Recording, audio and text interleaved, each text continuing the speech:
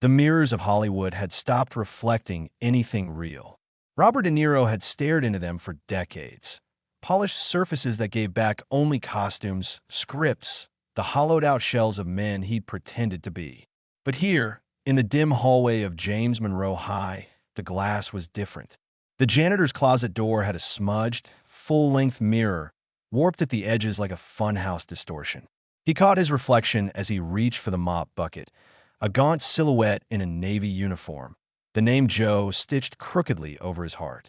Joe, a name as plain as the linoleum he'd spent 3 weeks scrubbing. No one looked twice at Joe. No telegraphs, no whispers. Just the rhythmic squeak of his rubber soles and the clang of keys at his hip. He'd chosen the Bronx deliberately. Not the postcard version with its murals and gentrified coffee shops, but the other Bronx. The one where the subway screeched like a wounded animal and bodega awnings sagged under the weight of unpaid bills. James Monroe High stood stubbornly in the middle of it all, a brick fortress with windows clouded by decades of exhaust. The principal, a bulldog of a woman with a voice like gravel, had hired him on the spot. "We don't got budgets for fancy contractors," she'd said, eyeing his calloused hands. He'd lied about his resume. Construction work, odd jobs, a lifetime of staying invisible. She didn't ask for references. The school breathed in rhythms he'd forgotten existed. Mornings began with the metallic groan of locker doors and the sour tang of adolescent desperation. Cheap cologne sprayed too thick, half-eaten Pop-Tarts shoved into backpacks. By third period, the halls smelled of industrial bleach and the faint, greasy residue of cafeteria fries. He moved through it all like a ghost, head down, pushing his cart past classrooms where teachers fought losing battles against TikTok and senioritis. But it was the silence that unnerved him. Not the absence of sound, but the kind that hummed beneath surfaces, the flicker of dying fluorescent bulbs, the drip of a leaky faucet in the second-floor bathroom, the way a girl in a faded hoodie would linger by the vending machine, counting nickels like they were diamonds. He noticed her on his third day. Ms. Hayes, geometry teacher, room 214. Late 50s, maybe with hair the color of storm clouds and a blazer that had long since surrendered to fraying at the cuffs. She moved like someone who'd learned to ration energy, slow, deliberate steps, but her eyes were wildfire. During lunch, she'd station herself by the register, a worn leather satchel at her feet. At first, he thought she was monitoring for troublemakers. Then he saw the way her hand would dart out, subtle as a pickpocket, to swipe her staff ID when a student's account ran dry. A boy with duct-taped sneakers stared at his tray, face burning. "You're good, Marcus," she'd say, already turning away, as if the act were as mundane as grading quizzes. De Niro began timing his mopping to her routines. She stayed late, often long after the final bell. Her classroom door cracked open. He'd linger in the stairwell, listening to the murmur of one-sided conversations, calls to the district office, hushed negotiations with the cafeteria manager. One evening, he found her sitting on the floor of room 214, surrounded by tattered textbooks, stitching a torn backpack with dental floss. She didn't look up. He pretended to fix a wobbly desk leg, stealing glances. A framed photo on her desk showed a younger Hayes, microphone in hand, standing in a desert dust storm. The caption read, "Pulitzer finalist, 2003. He wondered what made a woman trade war zones for quadratic equations. The answer came in pieces. A pay stub left in the copier, her salary slashed to part-time. A coffee thermos that reeked of powdered creamer, though he'd seen her slip $20 into the senior class fund. And the shoes. Always the same scuffed loafers, their soles worn thin as newspaper. Once, while cleaning the staff lounge, he found her asleep at a table, head pillowed on a stack of ungraded tests. A half-eaten granola bar sat beside her, its wrapper carefully folded for later. That night, as he buffed the cafeteria floor, De Niro paused by the window. The moon hung low, bathing the parking lot in silver. His own reflection hovered in the glass. Joe the janitor, face etched with shadows no makeup artist could replicate. For the first time in years, he felt the itch of curiosity, sharp and insistent. Not the kind that drove him to method-act mob bosses or paranoid pilots, but something quieter, deeper. He dipped the mop into the bucket, water sloshing over the rim. Somewhere above, a faucet dripped. Plink, plink, plink. The sound followed him down the hall, a metronome for the questions he couldn't voice. Why would a woman with nothing give everything? And why did it feel like the only real performance he'd ever witnessed was happening in a broken-down high school, with no cameras, no audience, just a janitor and his mop, circling the edges of a truth he wasn't sure he deserved to know? By dawn, the floors gleamed, temporary and fragile as ice. He clocked out, stepping into the bruised, purple light of morning. Somewhere, a tabloid headline screamed about his disappearance. But here, the only trace of Robert De Niro was the ache in his lower back and the ghost of a smile he couldn't explain. Joe shoved his hands into his pockets, breath fogging the air, and walked home. The cafeteria's fluorescent lights buzzed like trapped wasps. De Niro leaned against his mop, watching the lunch line shuffle forward, a ragged parade of backpacks and sideways glances. It was the third Wednesday of the month, which meant pizza squares congealing under heat lamps and the sour tang of expired milk cartons. He'd come to recognize the patterns. The jocks swaggering in packs, the quiet kids hovering near the trash cans to avoid scrutiny, the ones who slipped apples into their pockets when they thought no one saw. But it was the register that held his attention now, its cracked screen glowing like a guilty secret. Ms. Hayes stood there as always, her posture deceptively casual. Her left hand rested on the counter, fingers drumming a silent rhythm only she could hear. The right hand, though, that was the magician's hand. It dipped into her satchel, emerged with a staff ID card, and swiped it with the precision of a card shark palming an ace. All while maintaining eye contact with the cashier, her voice a steady hum. Next, today's mark was a girl in a too-large hoodie, her tray trembling under a single banana and a carton of yogurt. The cashier's terminal beeped red. Insufficient funds. The girl froze, cheeks flushing the same bruised pink as the yogurt's expiration stamp. Ms. Hayes didn't hesitate. Glitch in the system, Marisol, she said, swiping her card. Tell IT I'll yell at them later. The girl scurried away, clutching her tray like a life raft. De Niro noted the way Hayes' smile didn't reach her eyes, how it frayed at the edges when she thought no one was looking. He began to map her sacrifices like constellations. Mondays, granola bars materialized in the desks of students who dozed through first period. Wednesdays, the register ballet. Fridays, a dented crock pot of chili appeared in the staff lounge, labeled leftovers. Help yourself. He tasted it once, alone in the janitor's closet. The chili burned his throat, cheap cumin and kidney beans, but he'd scraped the pot clean. Her lies were artful. To the principal, she claimed a nutrition grant funded the snacks. To the cafeteria staff, she blamed accounting errors.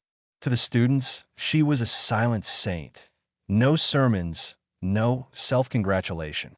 Just the steady erosion of her own life, brick by brick.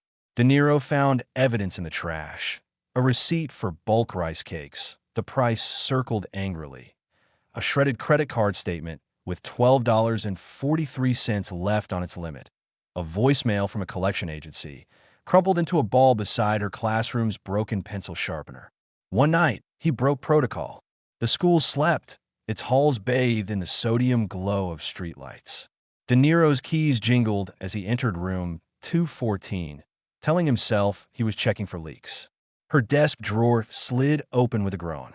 Inside, a Ziploc bag of loose change, a Metro card with its strip scratched raw, and a faded photo of a Sudanese boy holding a notebook riddled with bullet holes. The boy's name was inked on the back, Tariq, 2003, along with coordinates that mapped to a refugee camp since erased by sand. When she confronted him the next morning, he expected fury. Instead, she stood in the doorway of the custodian's closet, holding a thermos. "You missed a spot," she said, nodding at the floor. A dried coffee stain mocked him near the drain. He grunted, bending to scrub. She unscrewed her thermos. The smell of burnt Folgers filled the room, and poured half into a chipped mug. Here, he stared at the offering. Years of Hollywood etiquette screamed at him to refuse, to stay in character. But Joe the janitor took the mug. The coffee tasted like ash and pennies. "You're not very good at this," she said. His pulse spiked. "She knows." At cleaning, she pointed at the stain, now smeared into a Rorschach blot. "Elbow grease, Joe, not guilt." He watched her walk away, the soles of her loafers whispering against the floor. Only later, while wringing his mop, did he notice the $20 bill tucked under his bucket. By November, he'd learned her tells. The way she'd rub her thumb over her ring finger, bare but haunted by a tan line. How she'd hum "Lean on Me" off-key while grading papers, as if the song were a spell against despair. The tremor in her left hand, hidden inside her blazer pocket, when a diabetic girl limped past her door. That girl, Nia, became his compass. Sixth period, she'd duck in a bathroom to inject insulin, her backpack vibrating with expired glucose tabs. He'd linger outside, pretending to refill soap dispensers, listening for the telltale rustle of candy wrappers. One afternoon, he found her slumped against the sinks, sweat beading her forehead. Her glucose meter read 52. He fished a Snickers from his pocket, the one he'd started carrying after reading Hayes' ledger. "Ms. Hayes send you?" Nia mumbled, chocolate smearing her teeth. He shook his head. "Then why?" He pointed at her meter. "Numbers don't lie." She laughed, sharp and sudden. "You sound like her." The accusation stung. That night, he scrubbed the bathroom tiles until his knuckles bled.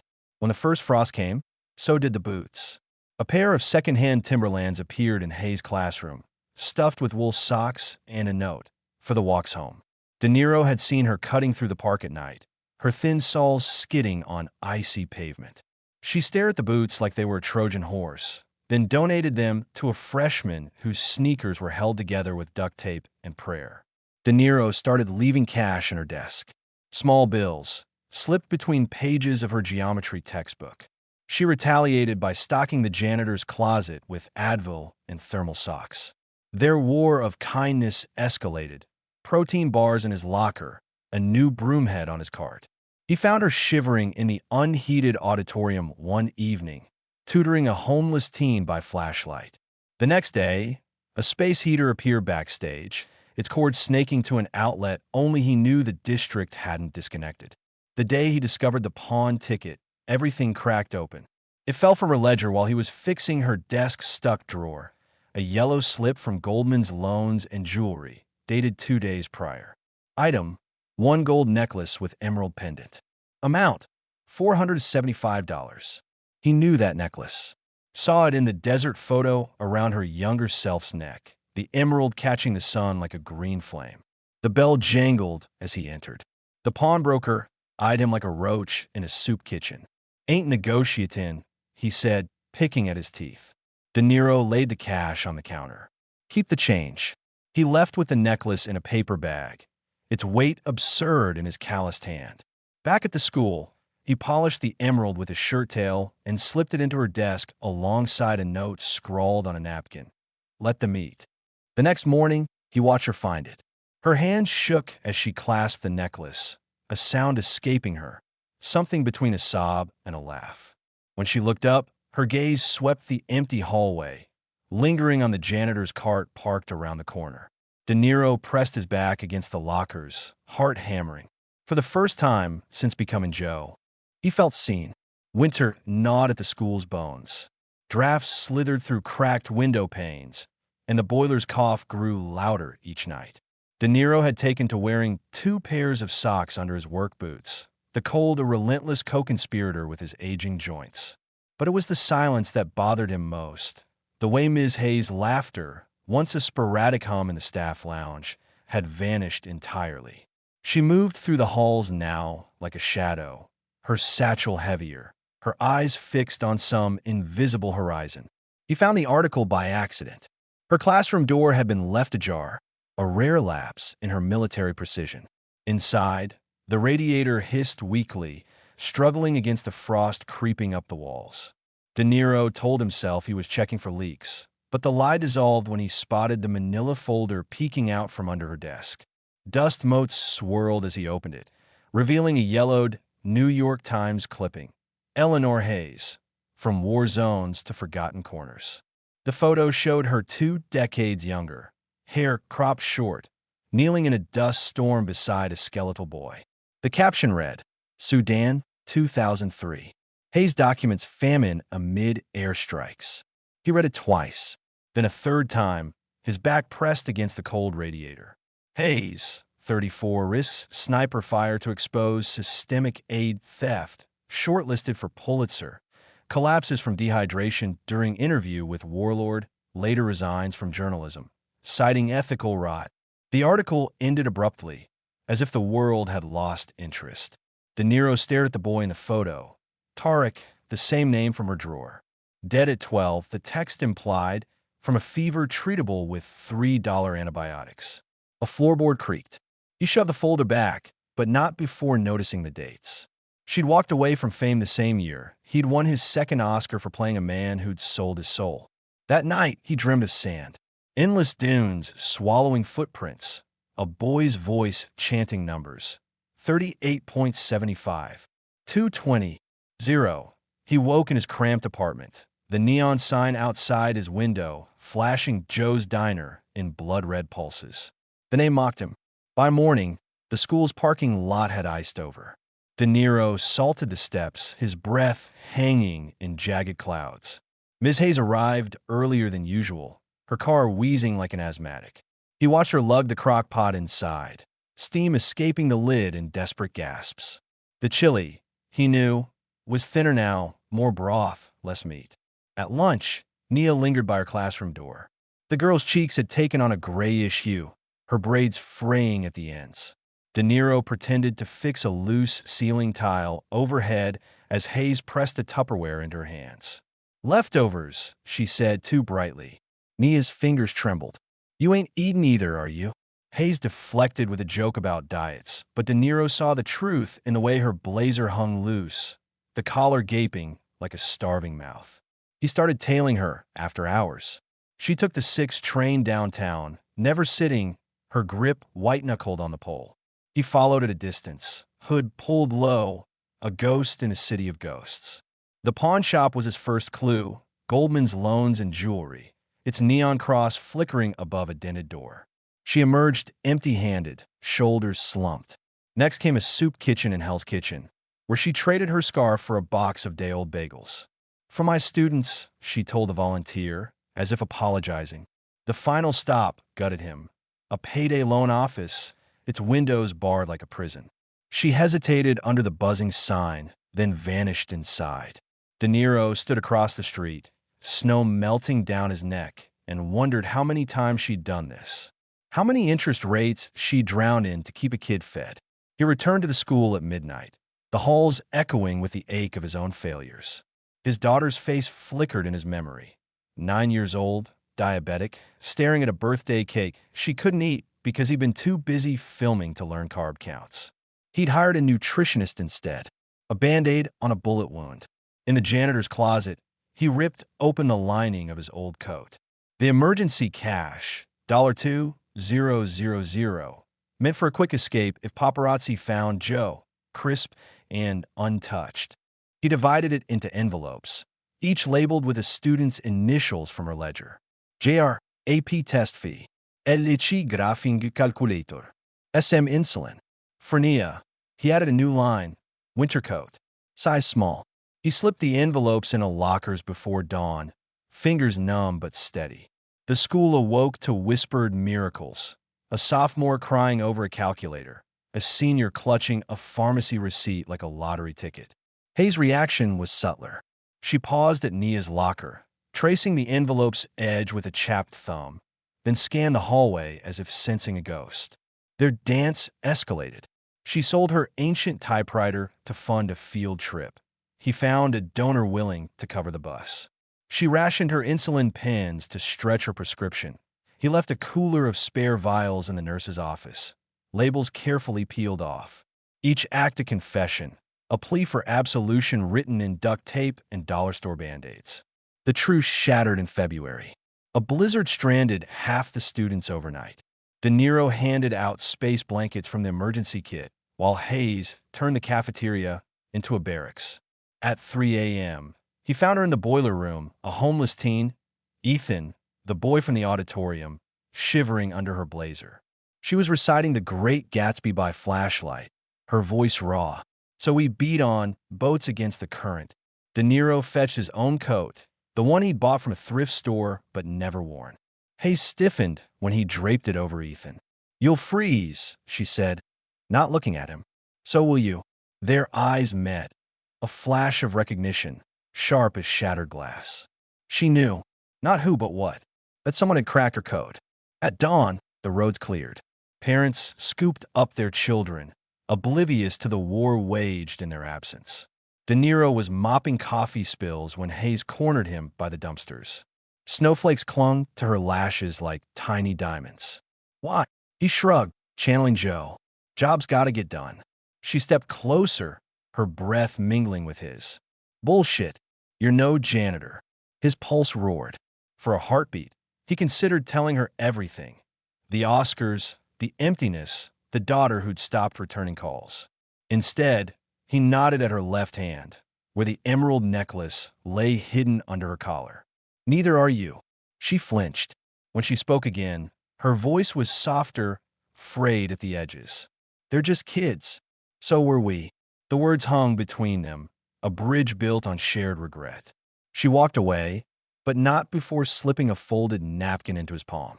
Unfolding it later, he found a single line, "Thank you." The next day, her ledger reappeared in her desk, left deliberately ajar. New entries: $899, emergency loan.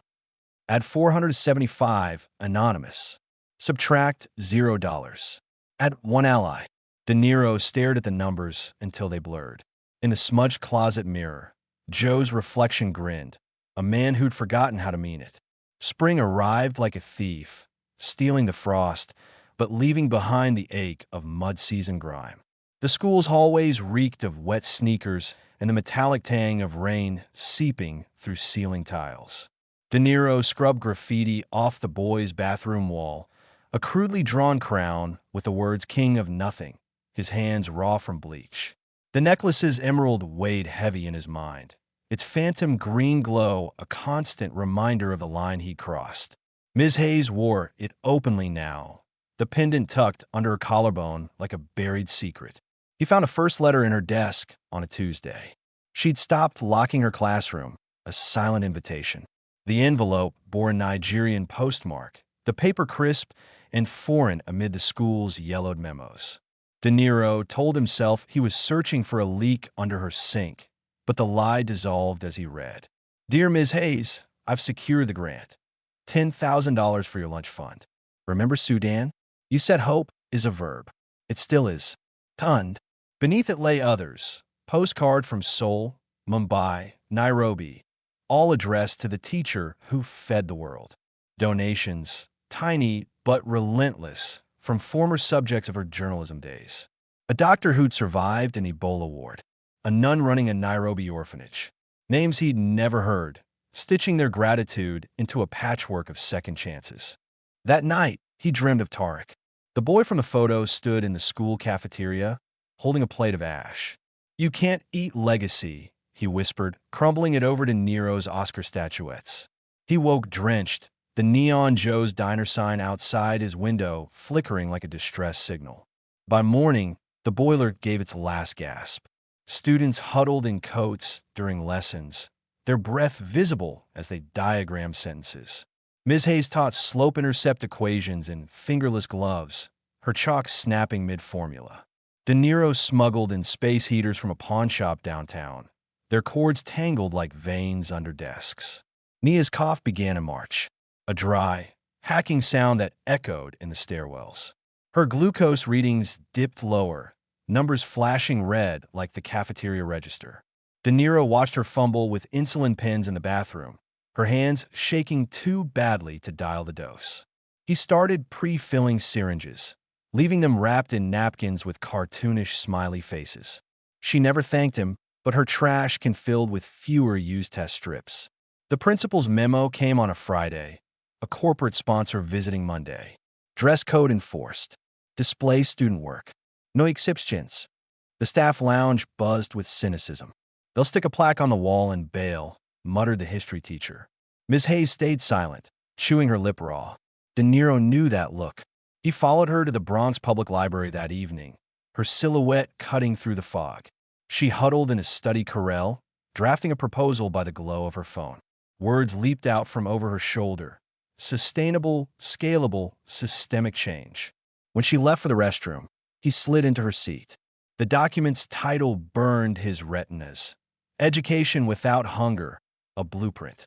He memorized the bullet points: farm-to-school partnerships, subsidized meal apps, trauma-informed nutrition, before slipping away. That night, he logged into a dormant email account, the one linked to his production company. The keys clattered like bones as he typed, "Anonymous donor, $50,000. Terms attached." The sponsor visit began with a lie. A glossy exec trailed by aides clutching iPads marveled at the innovative austerity of space heaters. Ms. Hayes stood rigid in a borrowed blazer, her necklace tucked away. De Niro buffered floors nearby, ears tuned to the pitch she'd practiced in whispers. "Hungry minds can't afford your consultancy fees," the exec finished, smirking. His tie cost more than the cafeteria's monthly budget. Nia chose that moment to collapse. Her glucose meter screamed 29 as she hit the linoleum, textbook scattering. The exec recoiled, muttering about liability. Ms. Hayes lunged, cradling Nia's head while fumbling for orange juice.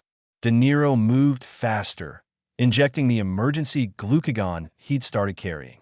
The aides filmed everything, phones raised like torches.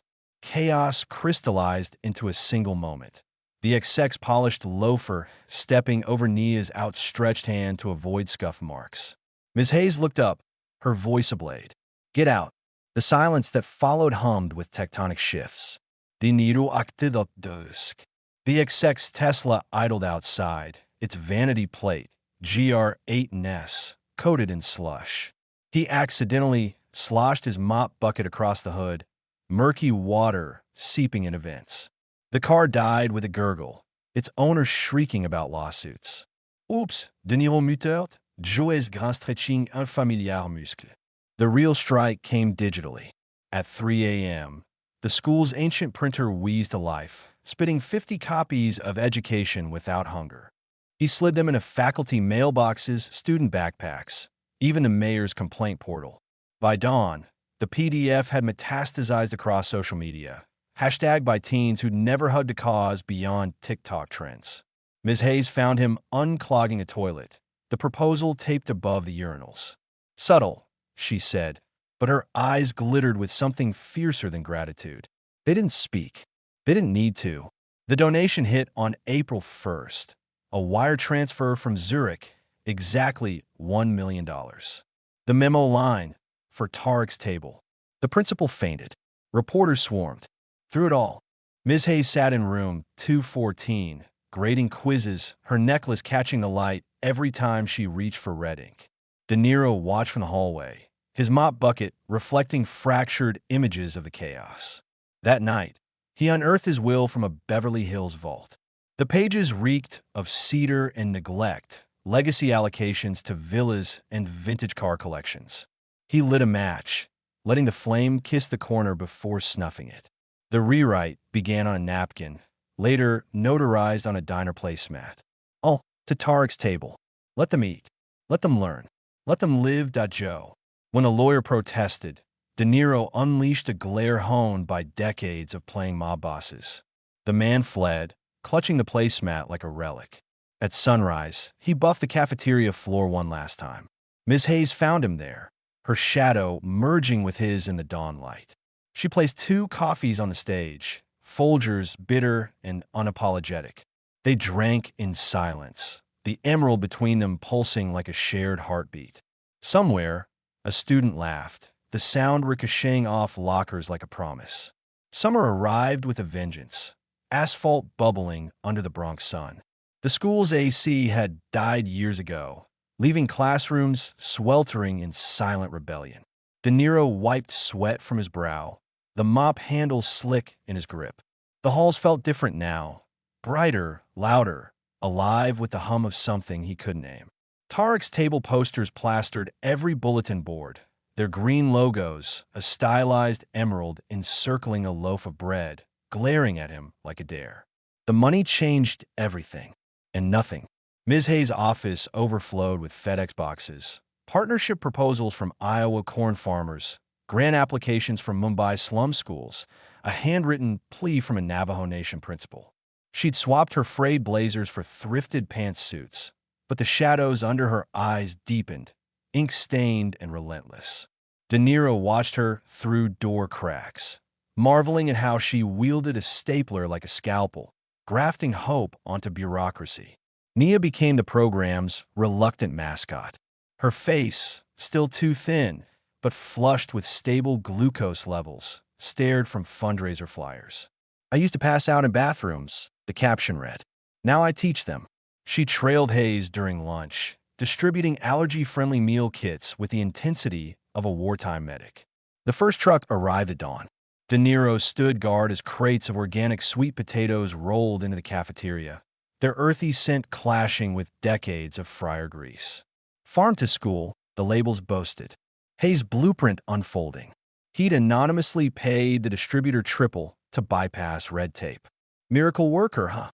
The principal eyed him over her coffee, suspicion masquerading as awe.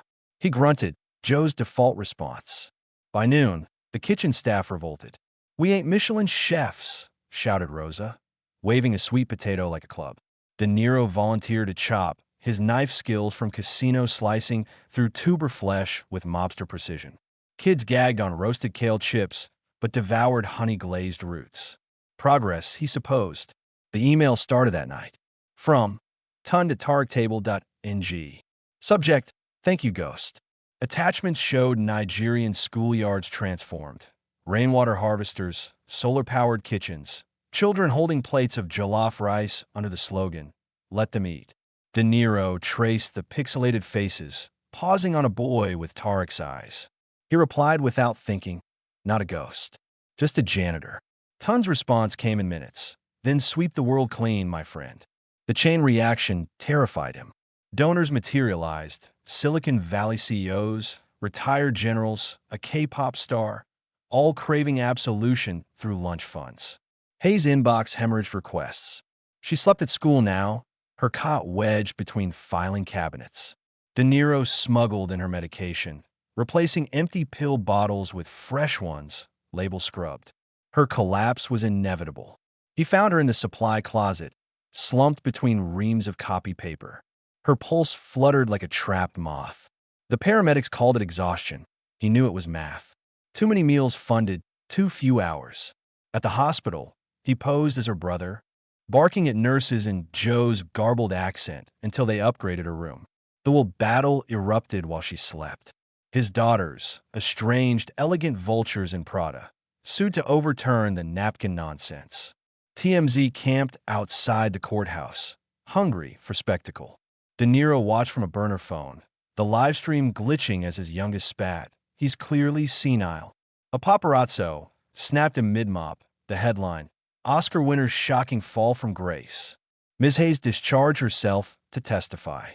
She arrived in a wheelchair, for pole trailing like a reluctant dance partner. The courtroom stilled as she lifted the necklace, emerald catching the fluorescence. "This fed 6 kids for a year," she said, voice sandpaper rough. "What's your legacy worth?" The gavel slammed. The napkin held.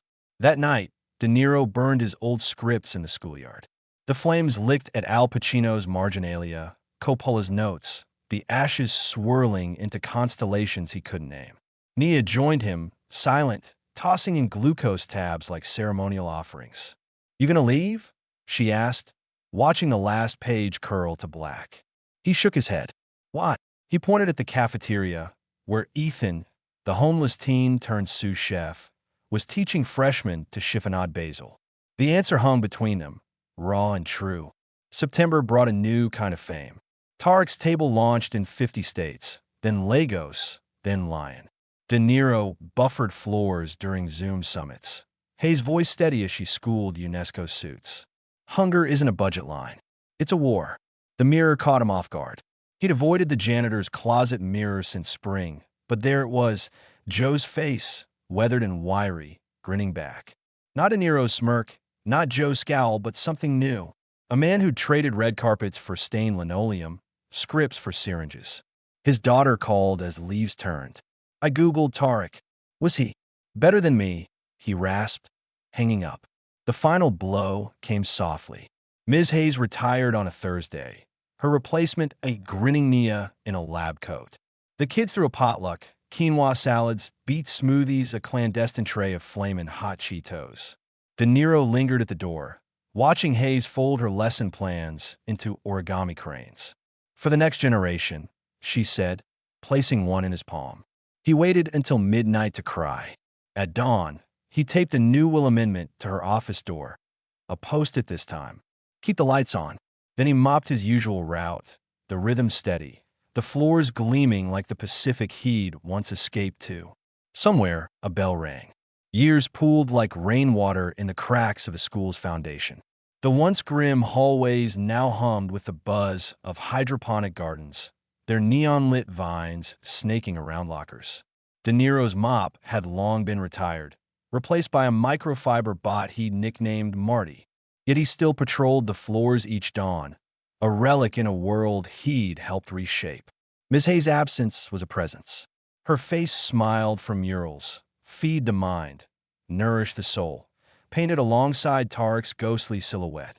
The emerald necklace lived in a display case by the cafeteria, its glass etched with the names of schools born from her blueprint.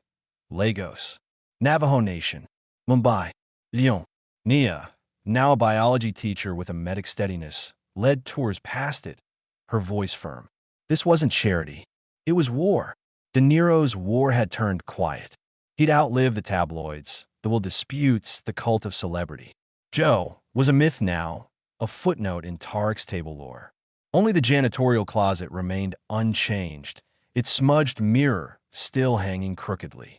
Some mornings, he'd catch his reflection, hair white as bleach, spine curved like a question mark, and marvel at how little he missed the man who'd once stared back. The letter arrived on a Tuesday, slipped under the closet door. Zurich postmark, crisp linen paper. His hands trembled as he unfolded it, the scent of jasmine rising like a ghost. Senior De Niro, the Swiss wish to honor you. A gala, a statue, your name in gold leaf. We await your genius. C. Moretti, UNESCO. He fed the invite to Marty, watching the bot shredded into confetti. Let them chisel his lies into marble. His truth was here, in the diabetic kindergartner who'd named her glucose meter Joe, in the refugee teen serving biryani grown from rooftop gardens. Legacy, he'd learned, was a verb. Autumn brought the first frost, sharp and sweet. De Niro found Nia in the boiler room, now a food lab, coaching a girl in a hijab on pH levels. The student's notes bore Iraqi script, her hand scarred from a childhood kneading ration dough. Meet Aaliyah, Nia said. She's cracking the recipe for famine-resistant bread. The girl blushed, offering him a sample.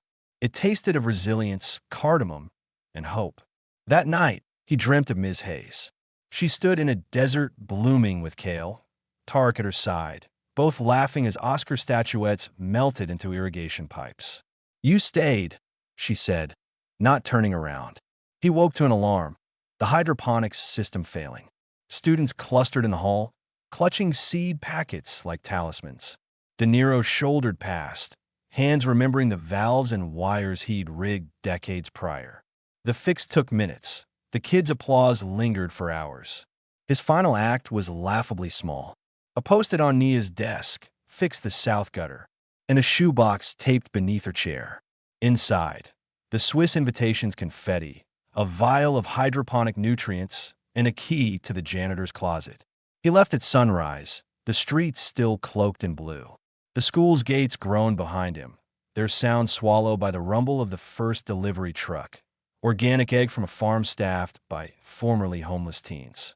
He didn't look back. The Bronx greeted him with its usual indifference. Bodega cats sprawled in sunbeams. Old men argued over dominoes. A girl skateboard passed with a Tarek's table lunchbox. At the subway, a mural stopped him cold. his own face half hidden behind Joe's mop, Ms. Hayes' emerald glowing in a shadow. The tagline, "Heroes don't wear capes. They carry keys." He snorted, flipping up his collar. Let them wonder. The train arrived, screeching like the old cafeteria register. As the doors closed, his phone buzzed, a notification from the school's live stream. Alias stood at a UN podium, Nia behind her, holding a loaf of bread. "This is not food," the girl said, voice steady. "This is a revolution." Denito smiled. Somewhere, a mirror cracked,